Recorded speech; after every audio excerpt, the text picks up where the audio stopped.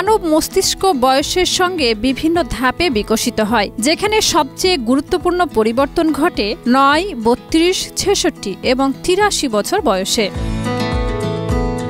Cambridge বিশ্ববিদ্যালয়ের গবেষকরা ৪,০০০ মানুষের মস্তিষ্ক স্ক্যান করে একটি চমকপ্রদ তথ্য উদ্ঘাটন করেছেন, যেখানে দেখা যায় মানুষের মস্তিষ্কের বয়স মূলত ৫টি ধাপে পরিবর্তিত হয়। প্রথম ধাপ হলো শৈশবকাল, যা জন্ম থেকে ৯ বছর পর্যন্ত স্থায়ী। এই সময়ে মস্তিষ্ক দ্রুত বৃদ্ধি পায়, কিন্তু কোষগুলোর মধ্যে অতিরিক্ত সংযোগ ধীরে ধীরে কমতে থাকে, ফলে শিশুর মস্তিষ্ক অনেক সময় অগোছালোভাবে কাজ করে।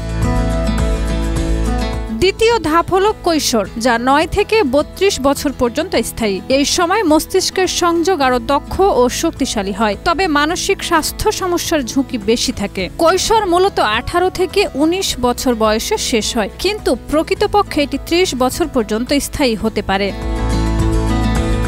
প্রাপ্তবয়স্ক অবস্থা ৩২ থেকে ৬৬ বছর পর্যন্ত থাকে। এই ধাপে মস্তিষ্কের পরিবর্তন কমে আসে এবং বুদ্ধিমত্তা ও ব্যক্তিত্বের স্থিতিশীল অবস্থা তৈরি হয়। এরপর আসে বার্ধক্যের শুরু, যা ৬৬ থেকে ৮৩ বছর পর্যন্ত স্থায়ী।